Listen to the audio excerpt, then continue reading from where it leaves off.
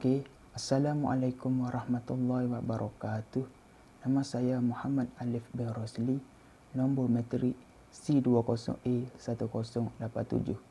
Okey, pada hari ini kumpulan kami akan membuat pembentangan bagi subjek USK 1042 Falsafah Ilmu, iaitu tajuk Penghayatan Etika dan Peradaban dalam Pembangunan Masyarakat. Okey, pensyarah kami adalah Dr. Muhammad Kamil bin Ahmad. Kami daripada kelas USK 1042 BCK 3. Okey, ini adalah antara nama ahli kumpulan kami yang akan membuat pembentangan tersebut. Okey, kita pergi kepada pengenalan. Okey, kursus penghayatan etika dan peradaban adalah untuk mempersiapkan para pelajar untuk menghayati etika dan peradaban yang wujud dalam masyarakat kepelbagaian etnik di Malaysia. Okey, kursus ini juga adalah untuk memperteguhkan pemikiran kritikal dan analitikal mereka bagi menangani kehidupan yang lebih mencabar di masa akan datang. Etika dan peradaban di Malaysia juga boleh dipecahkan kepada 3 bahagian, iaitu etos, etika dan etiket. Etika juga merupakan nilai akhlak yang menjadi pegangan seseorang, manakala etiket pula merupakan adab dan pertuturan, dan seterusnya etos pula membawa maksud ciri sesuatu budaya serta sesuatu bangsa. Oleh itu, penghayatan etika dan peradaban menzahirkan perilaku dan tanggungjawab sosial yang diperlu digerakkan pada peringkat individu, keluarga, komuniti, masyarakat dan negara. Okey, sekian, terima kasih. Selamat sejahtera, saya Logisri Balastran, C20A1023. Punca berlakunya tarian tradisional yang semakin ditelan arus zaman ialah kekurangan pusat latihan. Hal ini diperkatakan kerana kurang diperkenalkan di media massa dan ianya juga amat terhad. Sesebuah pusat latihan tidak menguntungkan jika tanpa tajian kerajaan. Oleh sebab itu, rakyat yang berminat juga tidak dapat latihan.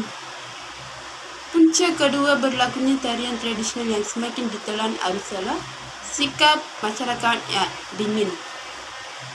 Hal ini diperkatakan kerana kehidupan masyarakat yang semakin sibuk dan tarian tradisional ini akan memakan masa yang panjang untuk belajar.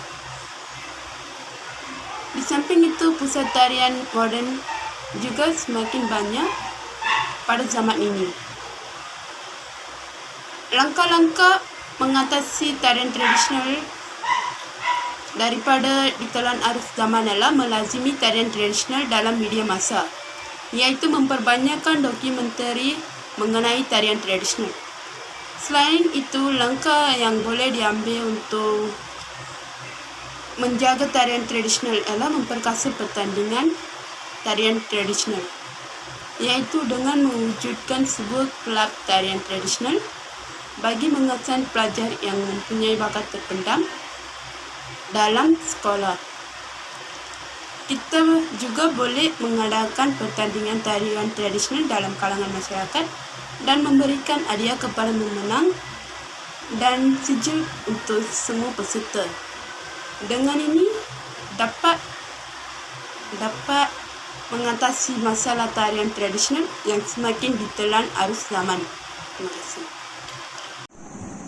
Assalamualaikum warahmatullahi taala wabarakatuh. Saya Ubaidillah bin Abdullah dan nombor matrik saya C2A1486. Saya akan menerangkan sedikit tentang seni tarian tradisional. 3 sumber yang saya gunakan untuk mendapatkan ilmu bagi mengenal pasti punca tarian tradisional semakin ditelan arus.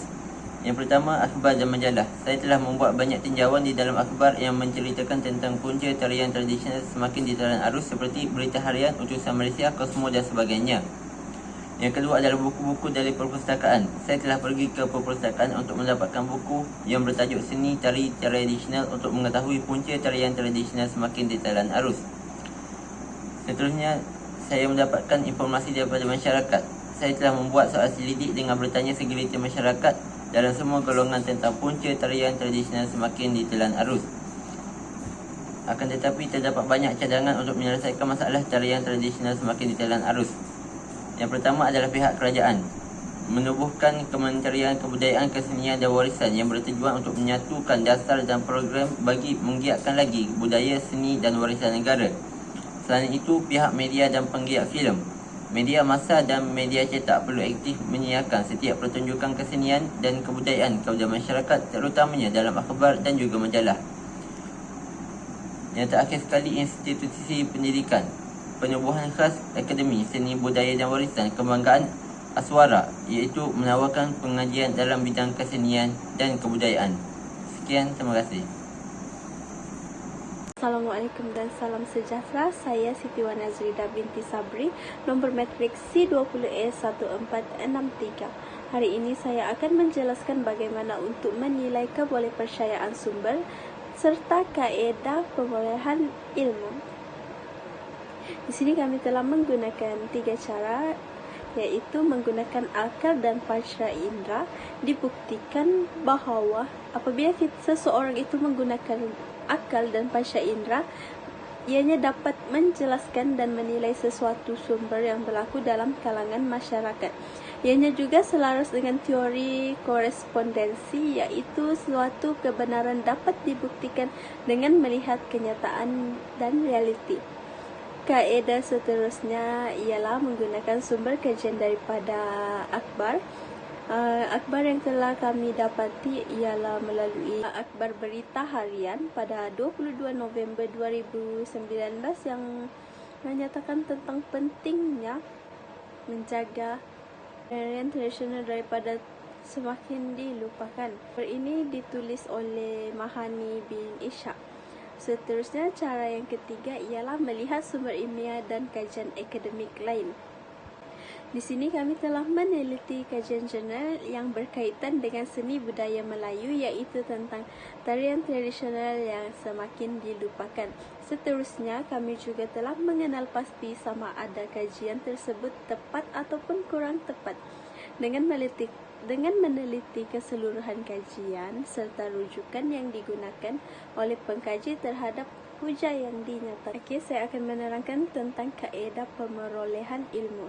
Di sini kami telah menggunakan 2 kaedah untuk memperoleh ilmu ini. Antaranya, kaedah yang pertama ialah induktif. Seterusnya, kaedah diduktif. Kaedah induktif adalah untuk mengetahui tentang seni tarian Melayu yang semakin dilupakan, latar belakang, punca-punca yang menyebabkan tarian tradisional semakin ditelan arus zaman, serta kesan sekiranya tiada tindakan sewajarnya yang diambil. Seterusnya ialah menggunakan kaedah diduktif. Kaedah diduktif ni kami gunakan cara macam melihat daripada pengaruh media massa seperti internet, paparan televisyen dan akhbar, serta aplikasi yang menjadi kegilaan ramai kini, iaitu aplikasi TikTok. Punca-punca ini menyebabkan tarian tradisional semakin dilupakan. Assalamualaikum. Nama saya Nabila binti Muhammad Zaki. Nama matrik C20A1151. Asal-usul sejarah tarian tradisional menurut lesen 1994, bahawa sejarah umum bagi sebuah tarian berkait rapat dengan satu jangka masa yang panjang dan selalu bermula dengan spekulasi terhadap fungsi tarian pada zaman prasejarah. Kebanyakan pakar tarian mendapati bahawa kehadiran tarian dalam kehidupan manusia awal adalah sebagai keperluan untuk pengendalian ritual. Kehadiran tarian dalam kehidupan manusia awal adalah sebagai keperluan ritual dan ada juga yang untuk hiburan masyarakat. Contohnya di India. Di India, banyak tarian ritual klasik yang ditarikan di kuil Hindu. Antaranya ialah tarian Kathakali, ialah suatu bentuk drama tari ritual yang berasal dari Kerala, iaitu India Selatan. Kathali merupakan epik Hindu yang mengisahkan kehidupan cinta dan konflik dewa-dewa dan juga pahlawan mitologi Hindu. Seterusnya ialah tarian kuda kepang. Tarian kuda kepang adalah tarian ritual yang berasal dari Jawa Timur. Tarian ini merupakan hubung kait dengan tarian yang berunsurkan mistik. Di Jawa Timur dipanggil dijaran kepang, manakala di Jawa Barat pula dipanggil kuda lumping. Selain itu, tarian Mak Yung adalah sejenis tarian drama kepunyaan masyarakat Kelantan, Patani, Terengganu dan juga Sumatera yang merupakan tarian yang berkait dengan ritual. Persembahan Mak Yung menggunakan dialek Kelantan Patani di Malaysia, manakala tarian Mak Yung juga mempunyai unsur-unsur pemujaan yang mencerminkan masyarakat Melayu yang berpegang kepada kepercayaan animisme. Lain sekali di Sabah mempunyai gerak tarian Pinakang yang merupakan etnik Kimarang yang merupai helang dan ragam gerak kaki berinsut-insut seperti tarian Sumazau Palna merupakan etnik Kadazan merupai burung helang. Terima kasih. Assalamualaikum warahmatullahi wabarakatuh dan selamat pagi kepada rakan-rakan dan doktor. Okey, nama saya Muhammad Fadil Shazabir Rabli, nombor matrik C20A1619. Okey, hari ini saya akan membentangkan tentang penutup tarian tradisional. Okey, pertamanya daripada kajian yang telah kami jalankan, kami dapat simpulkan bahawa kita mestilah menjaga warisan budaya, terutamanya tarian tradisional. Okey, tarian tradisional melambangkan identiti sesebuah negara. Keunikan tarian tradisional di Malaysia memiliki keunikannya tersendiri yang tidak ada di negara lain. Okey, yang kedua adalah salah satu tarikan pelancong ialah keunikan budaya tradisional kita. Okey, seperti persembahan teater, seperti Mak Yung, tarian kuda kepang dan gawai dan yang lain-lain lah. Okey, akhir sekali dapatlah kami simpulkan, dapat kami rumuskan di sini bahawa warisan negara haruslah dihargai dan dipelihara oleh semua pihak. Okey, dengan itu juga semua pihak haruslah bekerjasama memainkan peranan penting untuk menghidupkan kembali serta memelihara budaya dan tradisi di negara kita. Janganlah kita membiarkan warisan yang telah lama wujud ditelan arus zaman begitu saja. Pepatah juga mengatakan, biar mati anak, jangan mati adat. Okey, itu saja daripada saya. Terima kasih.